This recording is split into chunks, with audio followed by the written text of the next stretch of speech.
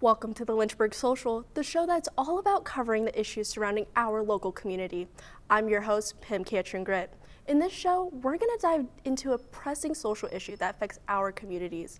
These aren't just abstract problems, they are challenges that demand our attention and collective action.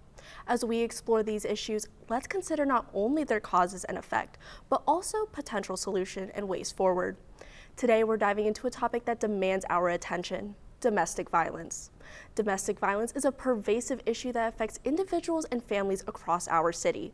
Regardless of age, race, or socioeconomic status, behind closed doors, far too many people suffer in silence. We're seeing an alarming increase in domestic violence cases here in Lynchburg. The pandemic has increased existing stressors and isolation, making it even more challenging for survivors to seek help. It is crucial that we raise awareness and ensure that survivors know resources are available. For today's show, we have an exclusive interview with someone who has experienced domestic violence firsthand. I will be speaking with them about their story and the aftermath. It is important to share these stories as it allows for vulnerability and encouragement for others to seek the help that they deserve. For today's interview, we have Maddie Hansen. Maddie, thank you so much for being here today. Of course. So first question, could you tell us a little bit about your experience with domestic violence? What were some of the warning signs or early indicators that the relationship was becoming abusive? Yeah, so I was in a relationship, eventually got engaged to somebody who was like twice my age. And that, like, looking back on it is kind of a red flag. But then I think the biggest warning signs were like I was like isolated from my family and friends, and like the little things made him extremely upset, and yeah, those were like probably the earliest warning signs I can remember. When you saw those red flags and the warning signs, how did your family react, and how did you react to kind of seeing those appear slowly throughout your relationship? I think that I excused a lot of it, not really like fully understanding what love is or what it's supposed to be.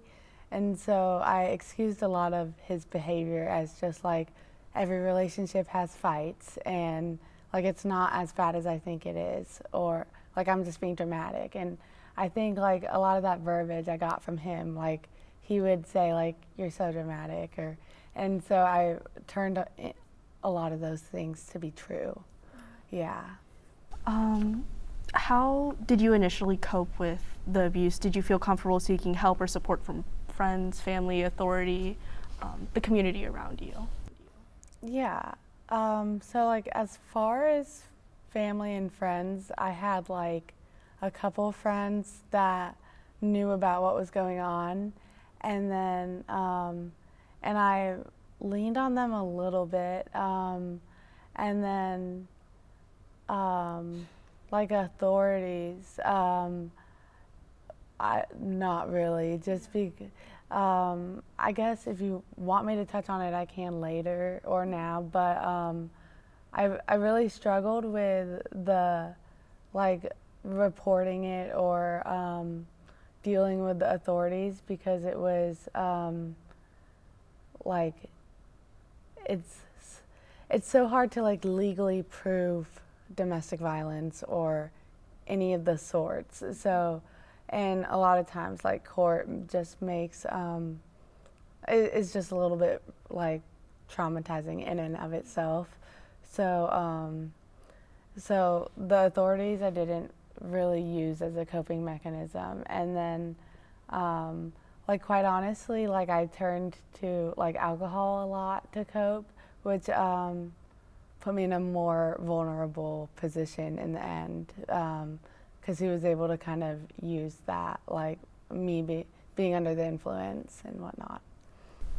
When you say that you didn't really turn to authorities for help, why do you feel like so many survivors or even, victims don't feel like they can go to authority? Is it almost like they have to relive it again? Yeah. I think, well, it is true, you do, when you go to court, you are you are reliving it again. And a lot of times, in my case, the lawyer that he had was like a little bit abusive too, almost. So like the constant like questioning and like manipulating in court was tough to deal with. And then like towards the end of everything, we were in court like 14 times in 1 year. And then when you go through all of that and nothing happens, it's easy to believe like, why did I even do that? So What were some of the biggest challenges you faced when trying to leave that relationship for you?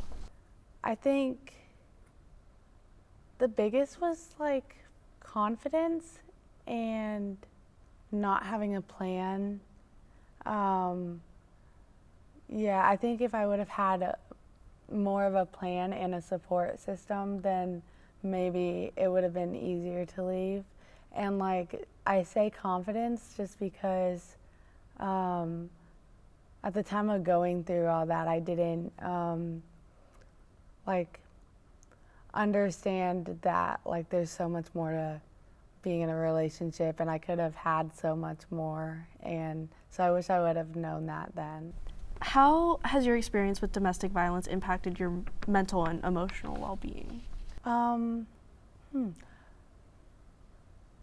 mean, I think moving forward after a relationship like that, I think it like kind of forever changes somebody.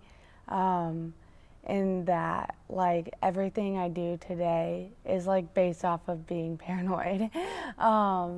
But then also like I've just been going to so much therapy afterwards, and that has been super helpful, but it's also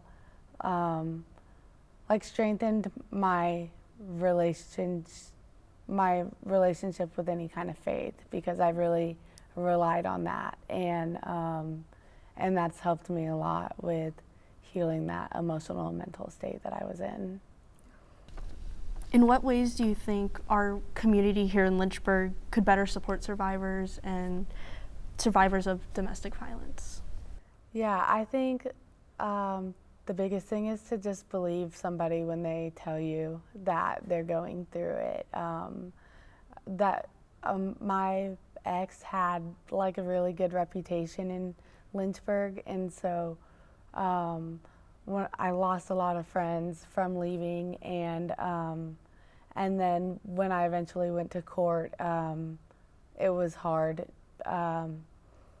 not being believed by like the authorities and by just the regular people in my life. But I think that we could save a lot of lives by just believing somebody.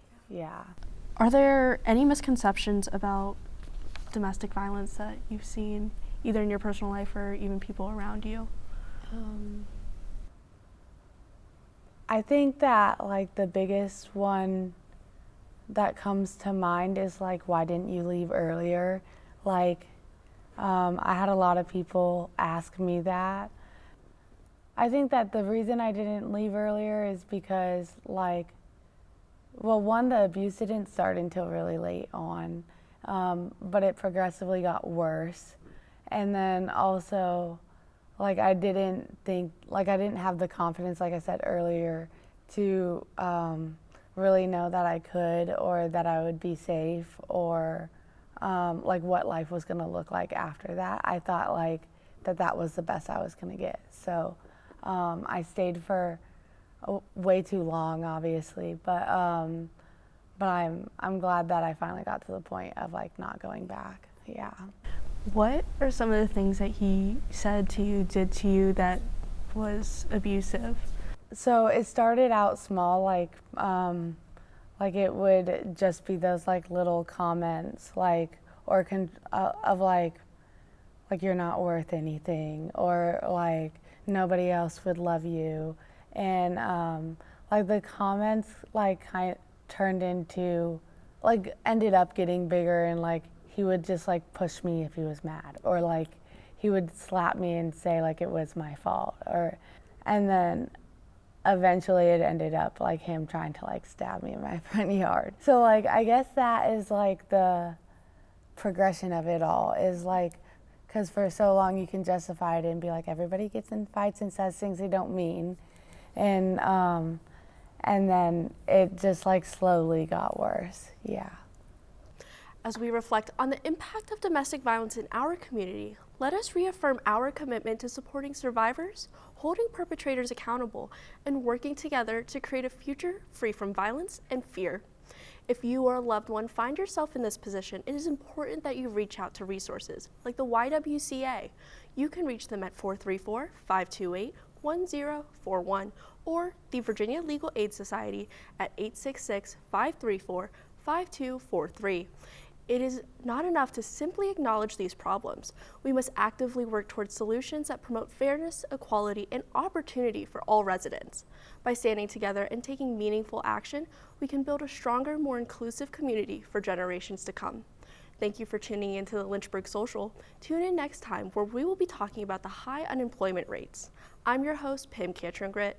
Until next time, stay informed, stay connected, and stay safe.